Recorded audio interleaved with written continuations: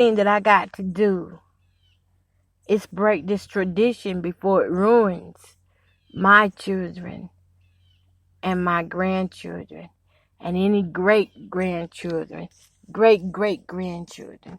I've got to step in and break this tradition that they have of being so prideful that they push people away, that they can't accept anything from anybody that is related to them, that is close to them, that reminds them of who they are.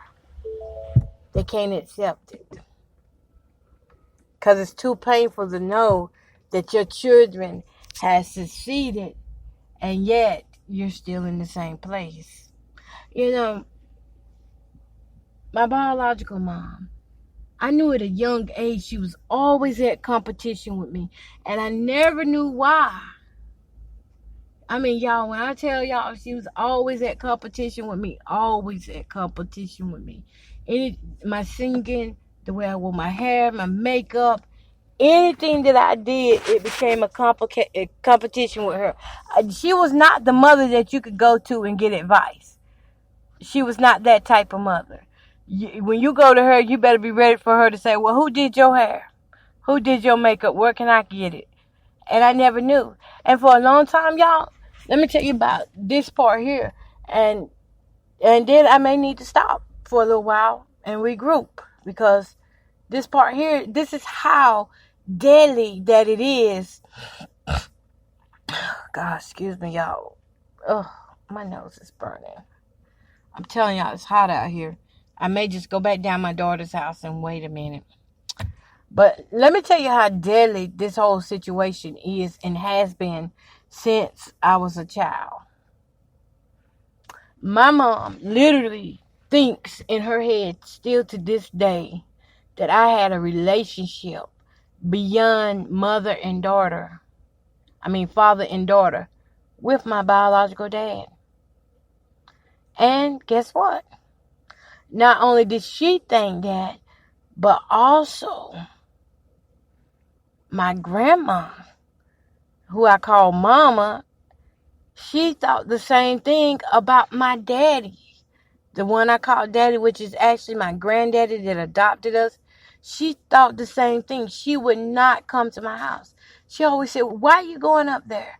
You know, she always fussed with him for coming to see me. I'm telling y'all, this, I don't care. I don't care if local people hear this or not, but this is some real stuff. And this is some issues that we are dealing with, not only in my household, but there are other households that are dealing with the same issues. And we wondering why these children are running to drugs, why these children can't find love at home. Because there is none at home. There is no love at home. You know, while I stayed gone, there was no love at home. There's nothing but accusing this and accusing that, you know.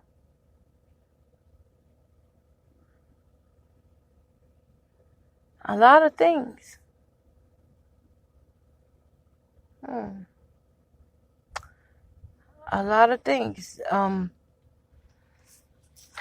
looking backwards, y'all. Dad, with their fathers and stuff. Of course, that junk happens in some families. It does. But when you start accusing little girls, well, he wants you more than he want me, and stuff like that. I didn't realize how damaging that was till now. This is a woman who has accused me of my dad, her and her mother. They both psychos. People can say what they want. They are both psychos. To accuse a child of sleeping with their daddy, which makes me wonder, well, what do you know about them that you wasn't telling us? You know, what do you know about me as a child that you haven't told me? I know I was molested, but how many different people did it? You know, if you're accusing me like that, if a child can't get up and dress up at home and stuff without being accused of, let me see something here. I'm trying to back up and pull up in some shade. If a child can't get up and dress up at home without being accused of this and that, you know, without being accused of trying to sleep with their daddy, then there's something going on that somebody ain't telling. That's the way I see it. If you feel that way, there's something going on that you aren't telling. You either saw something or something's not right. And so I'm not on a quest to find out what happened when I was younger. I sure ain't. Because if it's anything like what I've been seeing with this PTSD, it's definitely something that I don't want to remember that crap. I don't want to see that crap. But for the sake of helping those that have, for the sake of helping those that may be going through the same things that I'm going through with this identity crisis. And I say it's an identity crisis because I'm finding me now. I don't want to no longer be associated with their identity.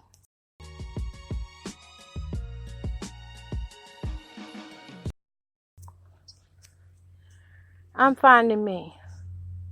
I'm doing the things that I want to do. I want to rearrange my home to be the way I want it to be.